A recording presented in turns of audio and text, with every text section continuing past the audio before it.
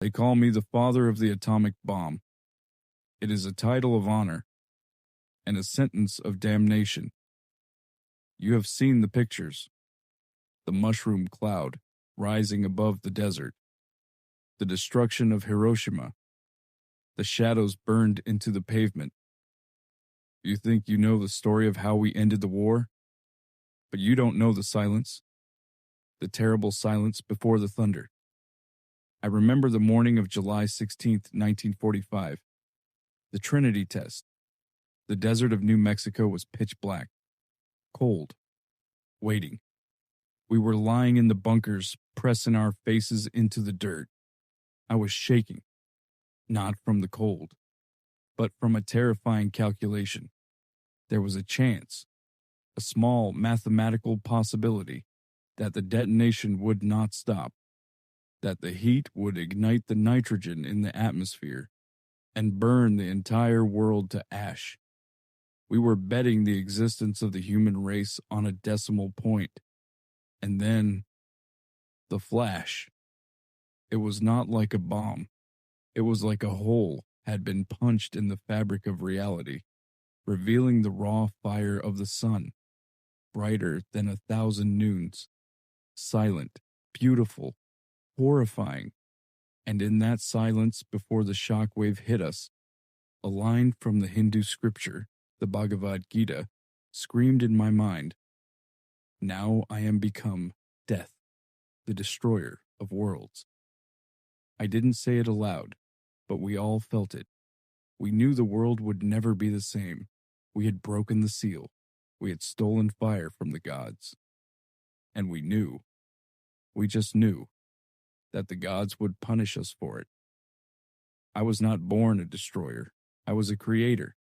I was a theoretical physicist, a man of chalkboards and equations. I love the abstract beauty of quantum mechanics, the way the universe danced in particles and waves. I was a student of literature, of poetry, of the mysteries of existence. I was arrogant, yes. I was brilliant, perhaps, but I was naive. I thought that understanding the universe meant controlling it. I thought that science was neutral, that truth was pure. I was wrong. Truth is not pure. Truth, when you strip away the equations, is blood. When the war began, they came to me, General Groves, the military men. They didn't like me. I was a leftist, a sympathizer, a man with questionable associations, but they needed me because the Nazis were ahead. Heisenberg, the great German mind, he was working on the bomb. The idea of Hitler with a nuclear weapon was a nightmare that kept us awake. It was a race against absolute evil. And so, I built them a city. Los Alamos, a secret town on a mesa in New Mexico, cut off from the world. I gathered the greatest minds of our generation. Fermi, Bohr, Teller, Beth. We were a collection of geniuses, locked in a wooden cage, fueled by cigarettes, whiskey, and the desperate fear of failure. It was the most intoxicating time of my life. The intellectual energy was electric. We were solving the riddles of the cosmos. We were compressing plutonium, calculating critical mass, designing the lenses that would focus the explosion. We felt like heroes. We told ourselves we were building a shield, a deterrent. We told ourselves we were saving democracy. But looking back, I see the seduction. The physics was too interesting. The problem was too sweet to solve. We fell in love with the bomb before we even built it. We became obsessed with the gadget. We stopped asking, should we do it? And only asked, could we do it? I was the conductor of this orchestra of destruction. I managed the egos. I solved the disputes. I drove them harder and harder. And then, Germany surrendered. Hitler was dead. The threat was gone. The logical thing, the moral thing, would have been to stop. The race was over.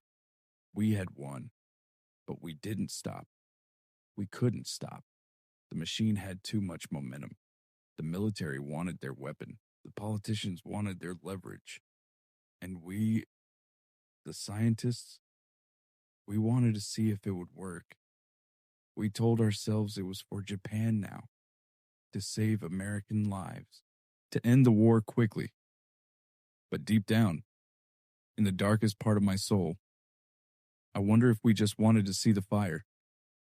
August 6th, 1945.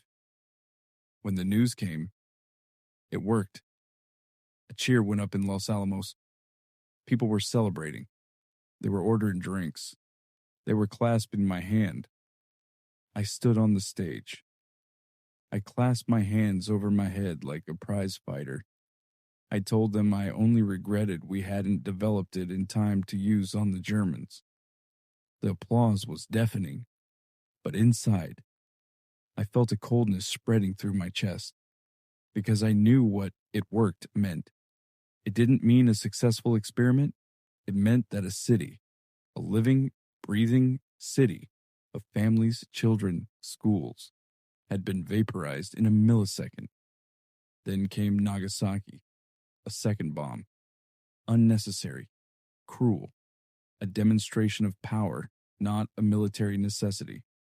I saw the reports, the pictures they didn't show the public, the people with their skin hanging off like rags, the shadows of bodies burned into walls, the radiation sickness that would eat them alive for decades. I realized then I had not built a shield. I had given a loaded gun to a child, and the child had pulled the trigger without hesitation. I went to the White House. I met President Truman. I was naive enough to think he would understand the gravity of what we had done. I wanted to talk about international control, about stopping the arms race before it began.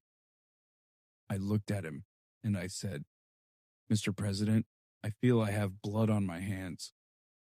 He looked at me with disgust. He pulled a handkerchief from his pocket and offered it to me, mocking me. He told his aides later, "Don't let that crybaby in here again." To him, I was just a tool, a mechanic who had built the car and now wanted to tell the driver how to drive. That was the moment I understood the true nature of power.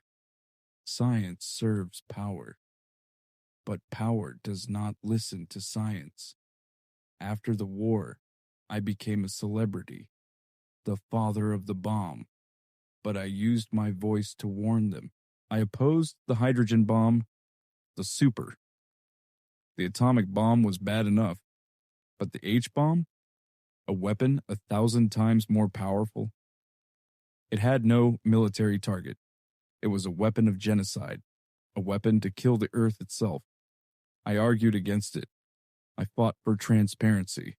I fought for the United Nations to control atomic energy, and for that, they destroyed me. The Cold War had begun. Paranoia was the new currency. Louis Strauss, a man of petty vindictiveness, and the FBI, they came for me. They didn't use a bullet. They used a hearing, a security clearance review. In 1954, they dragged me into a small, hot room. They stripped me naked, not physically, but they stripped away my dignity. They brought up my past. My mistress, Jean Tatlock, a communist who had committed suicide. My brother, my wife, my donations to Spanish refugees. They twisted my life into a knot of treason. They used my own words against me. They bugged my phone. They followed me. I sat there, chain-smoking, gaunt, exhausted. I watched my friends betray me to save their own careers. I watched Edward Teller, the father of the H-bomb, testify that he would not trust me with the security of the country. It was a kangaroo court. The verdict was decided before I walked in. They revoked my security clearance. They declared me a risk.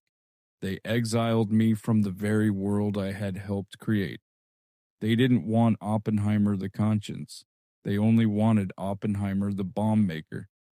And since I refused to make more bombs, I was discarded. I retired to Princeton. I walked by the lake. I taught physics. I lived the rest of my life as a ghost haunting the corridors of the future I had endangered. They say I was a martyr. They say I was a victim of McCarthyism.